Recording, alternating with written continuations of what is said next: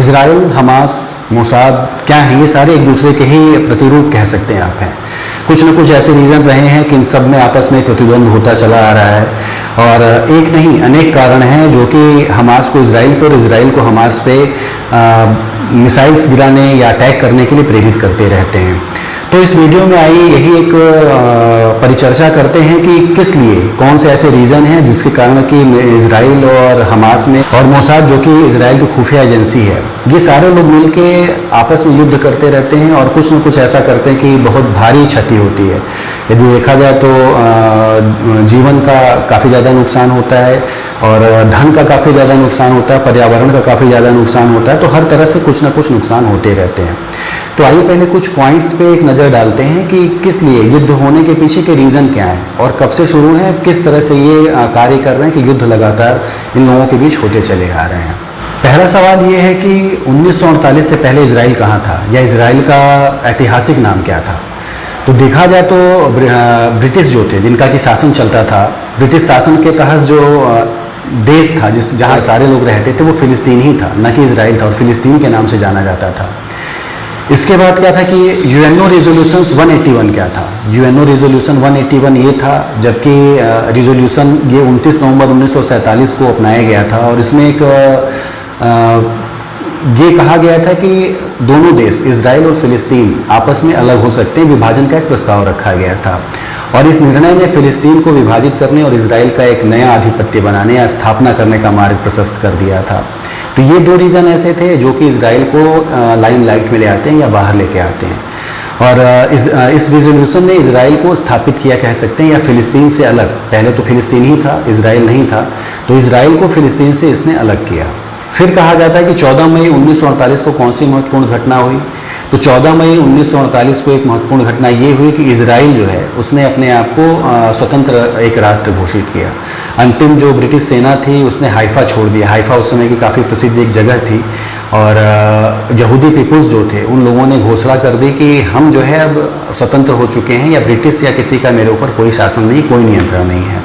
Haifa एक प्रमुख शहर था जो आज भी स्थित है इजराइल में, और यह शहर इजराइल की हमसेरी ब्रिटिश मैंडेट क्या था, जिसके अंतर्गत जो है ब्रिटिश सेना जो थी वो राज्य का सारा कार्यभार खुद संभालती थी। यानी फिलिस्तीन, इजराइल कुछ नहीं था, वो फिलिस्तीन के राज्य का एक तरह से डेवलपमेंट करने के लिए हमसेरी ब्रिटिश मैंडेट के अनुसार वहाँ पे एक उसने पूरा एक अपनी सहायता उपलब्ध कराई थी कि फिलिस्तीन को वो किसी न किसी तरह से डेवलप कर सके। लेकिन हमसेरी मैंडेट भी जो था 1947 में ख़त्म हो गया, और इजराइल ने जो है उससे अलग हटके अपना एक स्वतंत्र जो है राष्ट्र बनाने का प्रयास किया। तो इससे इजराइल जो है एक लाइमलाइट में आया और बाहर आया। 1948 में इजराइल की स्थापना के बाद इजरायली सेना और ब्रिटिश सेना के बीच कोई महत्वपूर्ण बहुत विवाद भी नहीं हुए, और ब्रिटिश सेना ने हाइफा छोड़ दिया। हाइफा ने इजराइल को एक महत्वपूर्ण नगर दिया, और यहाँ पे आज भी इजराइल जो है यहाँ पे अपने पूरे औद्योगिक केंद्र उसके हैं, कह सकते हैं समुद्र के चूंकि किनारे है, तो सारे व्यापार भी हाइफा से ही उसके होते हैं, और काफ़ी ज़्यादा औद्योगिक नगर है जहाँ से पैसा इजराइल कमाता है, या पैसा वहाँ से वो एक तरह से जनरेट करता रहता है। फिर है कि इजराइल की स्वतंत्रता की घोषणा के बाद किन देशों ने प्रतिक्रिया व्यक्त की।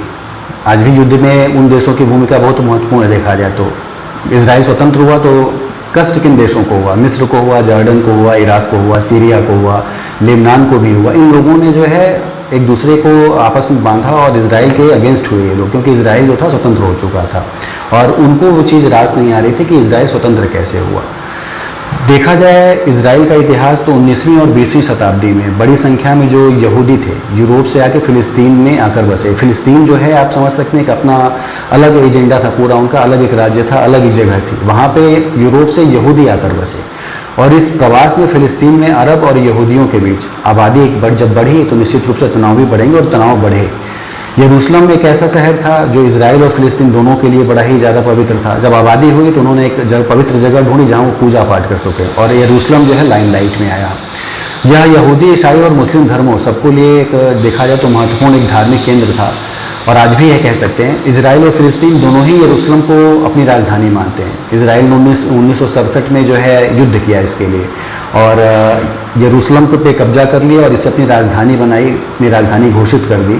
और इस 6 दिवस के युद्ध में उसने करीब करीब जो है फिलिस्तीन जहां वो आके बसा था वहां की उसने गाजा पट्टी, वेस्ट बैंक और पूर्वी यरूशलेम सहित काफ़ी ज़्यादा क्षेत्रों पर अपना नियंत्रण कर लिया। यानी एक तरह से उसने पूरे फिलिस्तीन पे कब्जा कर लिया। फिलिस्तीन जो थे उन्होंने यरूशलेम के पूर्वी हिस्से पे कब्जा किया, या कब्जा उनका वहीं तक रह पाया सीमित, क्योंकि इजराइल ने जो था वो कब्जा मैक्सिमम जगहों पे कर लिया था। तो उन्होंने यरूशलेम के पूर्वी हिस्से को अपनी राजधानी बना लिया।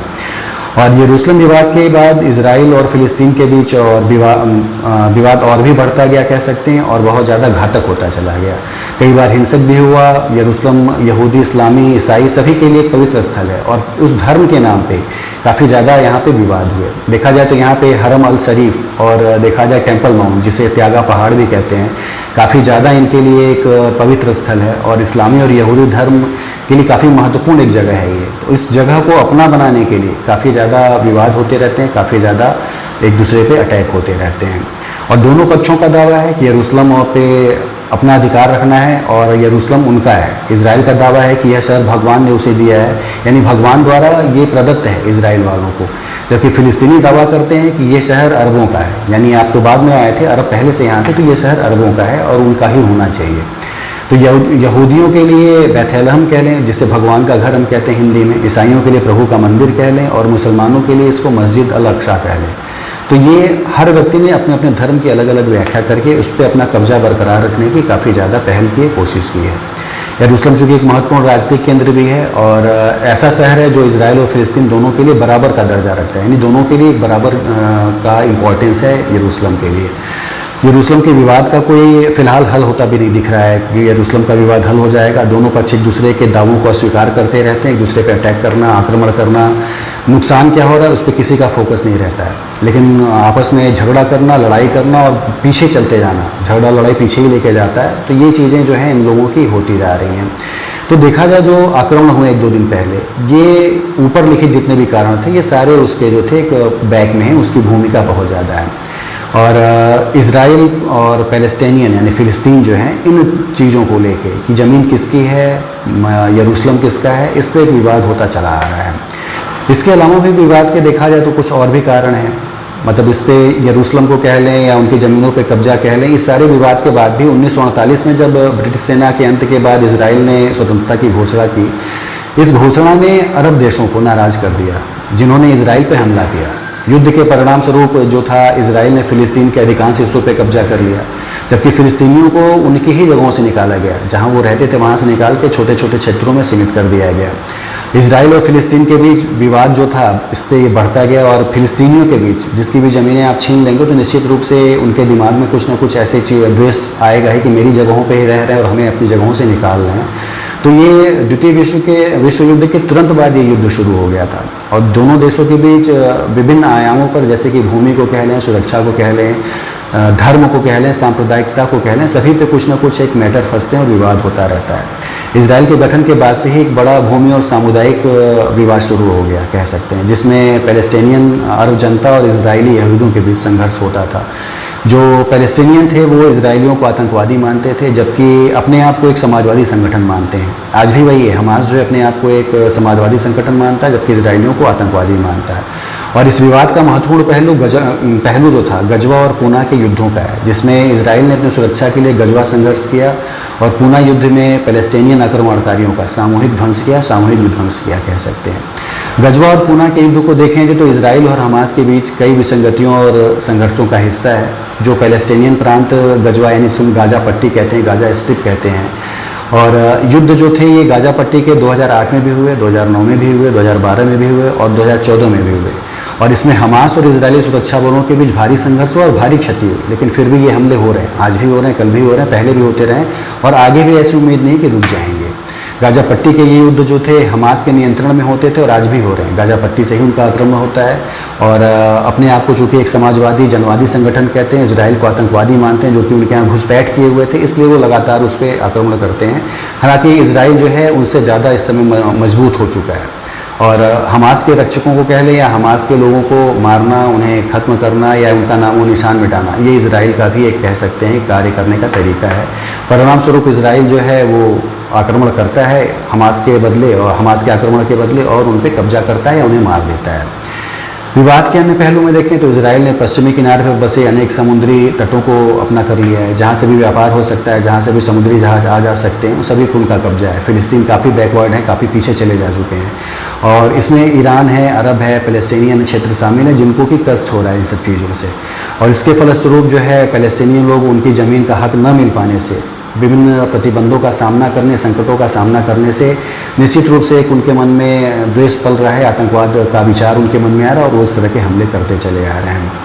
और कई बार हिंसक हो जाने से निश्चित रूप से नुकसान भी हो रहा है। हाल ही के वर्षों में यदि देखा जाए तो 2021 में भी हमास के लोगों ने गाजा पट्टी से ही आक्रमण किया था इजराइल पे, जिसका कि इजराइल ने मुंह तोड़ जवाब दिया। यानी इजराइल जो है टेक्निकली देखा जाए या मिसाइल से देखा जाए या बम से देखा जाए या नए नए जो हथियार हैं उनसे इजराइल जो है काफ़ी ज़्यादा सशक्त है, काफ़ी ज़्यादा सुविधा संपन्न है, जो कि हमास को निश्चित रूप से मिट्टी में मिलाने की हैसियत रखता है। तो वो उस हिसाब से ही प्रहार करता है।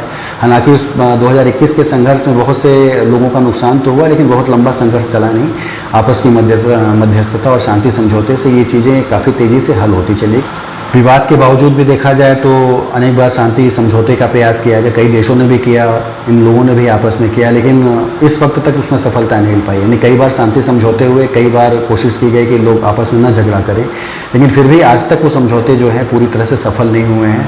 और पूरी दुनिया जो है एक चुनौती का सामना करती है कि कब इन दोनों के बीच झगड़े होंगे और कब जो है त्राही देखने को मिलेगी, कब जो है एक दूसरे का नुकसान देखने को मिलेगा।